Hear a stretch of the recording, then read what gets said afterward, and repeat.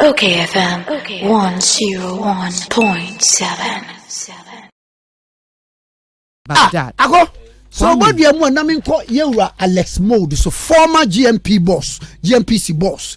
Na yenin ko twem komo wo se be yanka fuel no yente so sabre ya yama drivers so say wo mu emfa 22 ewo lane bia so dia 6 instead of 4. Na yen ko tie kakra. Ye be wi sabrofo ye wi a akoso abrofo so achirim.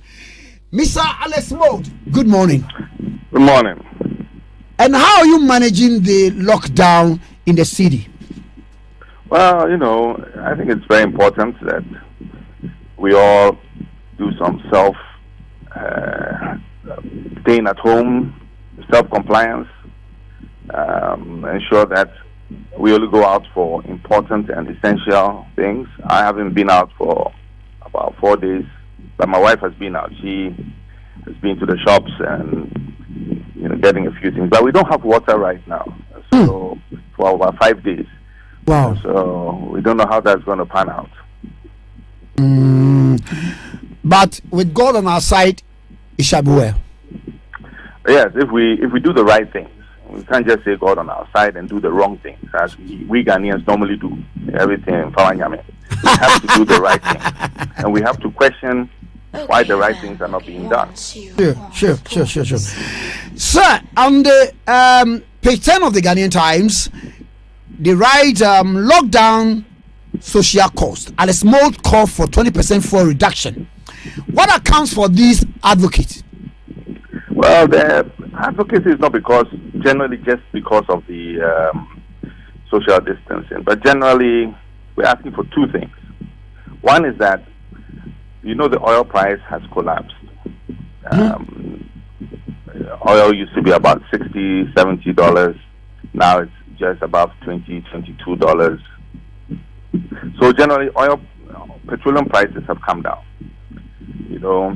In March, the price build-up that we used had $540 as the price of petrol per metric ton landed in Ghana. And that was something close to nearly 2 cedis and 80 pesos per liter. That was for the importers to import it into the country. Before we add taxes and the oil marketing company, all their costs of distribution, transportation, dealers, and oil marketing margin. All of that then brought us to a price of 5.35 pesos per liter. So now, with prices at $211 per metric ton, this is what the importers are to bring it into the country. That translates to a cedi and 40 pesos. That includes their margin and everything. It translates to how much, sir? 1 cedi, 40 pesos. Including all margin? No, including the importer's margin. Okay. Then you add the government tax, which is about 150 pesos. So 1 cedi, 50 pesos per liter. Okay, And then you add the oil marketing companies, the transporters, the distribution margin, the petrol station margin, all of that margin is 1 cedi and 10 pesos. So the product itself, to bring it into the country, or if the oil refinery refines and sells it to the oil marketing company, that's 1 cedi and 40 pesos per liter. Then the taxes and levies is 1 cedi, 50 pesos. Okay? So if you look at the total tax and margin for the oil marketing company, that's about 65% of the total cost, which is high. The taxes alone, makes Ghana one of the highest countries that tax people. And that is because we have two taxes in the levies and taxes, which make up about 62 pesos. That is there's a special tax, and then there's a price stabilization tax. And by the way, the price I'm using to convert $1 per metric ton It's 5.85 cedis per dollar. So currently in the market, the price is about 5.5, but I'm using 5.85 because the oil marketing companies use a future price of the exchange rate. So I'm even using a higher exchange rate. So if you add the 1.4, which is the price the oil marketing companies, or the BDCs or the oil refinery sells it to the oil marketing companies, you add what government also wants, which is the 1.5, and then you add the 1.1, which is the oil marketing company's margin. PPR comes to 4 cedis. So I'm expecting that based on the oil price, without even government giving a relief, we should be at about 4 cedis for April 1st to April 15th window. I remember I spoke about this about 2 weeks ago, and then all of a sudden God dropped his price. Because Allied had dropped its price to 4.8. Magoil and Shell and Total, the cartel, the big boys, they kept their price at 5.15. And when I mentioned it, Gore came out and said I shouldn't interfere. But 2 days later, they reduced the price to 4.8. They didn't even wait for the window. So it is important that people like us who know how these calculations are done, we advocate and put pressure for the consumer. Secondly, now the government has said that we should ensure that there's social distancing, which is something we should do, which is good. Sir, before we social distancing in Trotro. Sir, we have social distancing or Trotro. That means that Trotro one more revenue better down. Sir, losses. Before we move to that angle, I spoke to a couple of the CEOs of the oil marketing companies. They were also arguing that now that the prices has come down, they would, save a lot of the profit that they rake as a result of the world market prices, and then they will use it to cushion it when it goes up again. There is a tax called price stabilization levy that is meant for the government collects that money, and when the prices go up and government doesn't want them to increase the price, government then dips into that levy and pays them. So it is not for them to do that for us. If that is the case, then government should release that price stabilization levy back to the consumer so that we are not hit twice. The oil marketing company is saying that they're going to keep the profit. Meanwhile, there's something the price goes up, price stabilization levy, which is supposed to smooth out the pricing in case that there are spikes. So that is not an excuse. The rule is that we should use the price based on some price window to price the price window forward. So you use prices from I think 12 March to 26 March to determine the price for 1st April. You use the price from 27th March to 11th April to determine the price for 16th April going forward. That is the rule. You don't then change it and say that, it has gone down, but you want to keep some so that in case it goes up later in the future, in case. Okay. Then you will give it to the consumer. The consumer has been paying. When prices go up, we pay for it. So when prices come down, let us pay the right price. Okay. And then now let's go to where you were. This is the job of NPA. Although we have deregulated the market, the regulator is to ensure that people bring to it their pricing, and the regulator then makes sure that they are not hitting the consumer. Otherwise, who is looking for the consumer benefit? Who is the one ensuring that the consumer is not being shafted? Is it that the government is only there, the regulator is only there to ensure that the oil marketing companies stay in business? They are also there to ensure that they protect the consumer. Sir, so you are talking about these structural guys who have been asked to, reduce the number of intake of passengers. Yes. Is that the reason for the reduction? Yeah, so the reduction to come to 4 cedis has nothing to do with government. It has to do with the regulator MPA making sure that oil marketing companies follow the formula and make sure that they price appropriately. That is one.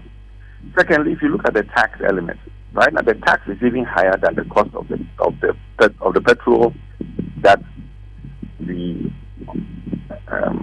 BDCs or the refinery sells to the oil marketing company.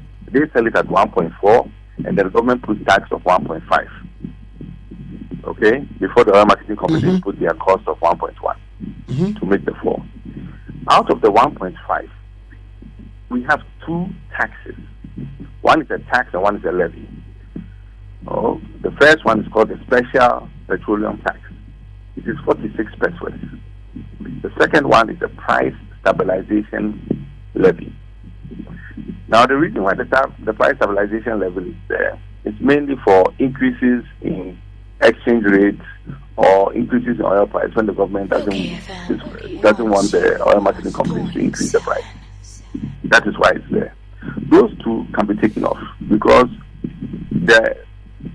in the price build-up, we are using forward exchange rate. Hello? Yeah, I'm on. The forward exchange rate is not the spot exchange rate. Forward exchange rate means what you will change the dollar for in the future. That is why I'm using 5.8 or 5.85. The current exchange rate is 5.5. So there is enough cushion in the price build-up to take care of that. There is no reason for price stabilization levy right now. And there's no reason for special tax. These are 2 taxes we don't even know what they use for. Nobody accounts for it. Government doesn't account to anybody for those taxes and the levy. But, sir, these laws were promulgated when NDC was in power. So would you have reduce it or remove it if you're in power today? You would have to remove it because they are nuisance taxes now. Right now, if you look at how the mechanism is, the oil marketing company is responsible for that. And that is why they have put a forward price in the price build-up. We did not have a forward price at our time. We used a spot price. But right now, they've added a price. That means that the exchange rate is higher than what currently they are going to buy the exchange rate for. So that means that it's taking from. So you do not need the price stabilization levy anymore. The second one is the special tax. The special tax was put in at a time that the government did not have revenue. And they put it in and explained to people. Now we have to ask whether government still needs it in or not. And I think one of the things the government needs to do at this time, where everybody is not working, nobody is earning any revenue, we need to bring down the cost of food. Now the cost of food, one of the largest components is transportation. And if you do not bring down transportation costs, the cost of food will go high. So if we reduce some of these taxes, like the special tax, then it means that food will go around and everybody will have it cheaper. That is why we need to look at it very critically. Sir, your advocacy for these taxes to be scrapped because they are nuisance taxes seems to be falling on deaf ears. What account for this? Normally, at the beginning, it will fall on deaf ears, but I'm very convinced that sanity will prevail. I have said a lot of things that fell on deaf ears, but he did them. I called for a lockdown 2 weeks before they actually locked down. I called for very strong measures to be taken. I called for the use of $1 billion that would need to be injected into the economy, especially for SMEs and for people who have lost their jobs and not working. We have seen that they've started talking about it. So all the things I've been talking about, yes, it may seem to fall on deaf ears, but eventually sanity will prevail and people will come to the realization that these things need to be done. Sometimes they don't want to act on them immediately because sometimes they think it's politics. That I will come up and say that, you know, as soon as I mention it, they did it. But I am giving advice as a citizen and as a Ghanaian to what are the solutions that we can have in this country. And I'm just hoping that my government will listen, as I'm sure they do listen, and they will act on it so that it benefits majority of the people in in this country, and not a few people that either control the oil marketing companies or a few people that import petrol into the country. We are here to ensure consumer advocacy, and as a social democrat, my push is to make sure that we do not have too much consumer welfare being taken by a few people in this country. It needs to be shared by majority of the people in this country. As most of your predictions always comes to pass, I call you Prophet Alex Mould. This is just common sense.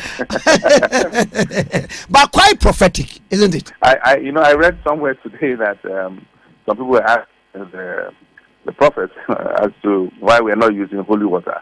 And I'm saying it is because we have to listen to the scientists. We have to listen to science. Yeah. Even prophets listen to science. I'm sure that we use that, and we need to educate people in the country why they need to wash their hands, why they need to sanitize their hands, have sanitizer. If they don't have sanitizer, they shouldn't worry. Water and soap is better. 20 seconds, wash your hands. If you're going out, put a mask on your face so that you do not cough, so that you transmit it to people. If you have a cough, you're sick, stay at home and self-isolate yourself. This is what we are advocating for everybody to do. Whether, and I'm sure this is the same thing the government is asking, we should listen to our health authorities, and we should make sure that we educate people in the country to do the right thing. We appreciate the time spent with us this morning, sir. Thank you very much, and it's always a pleasure to be on OK. Thank you. Bye-bye. All right, let's move. Okay, 101.7. OK FM 101.7.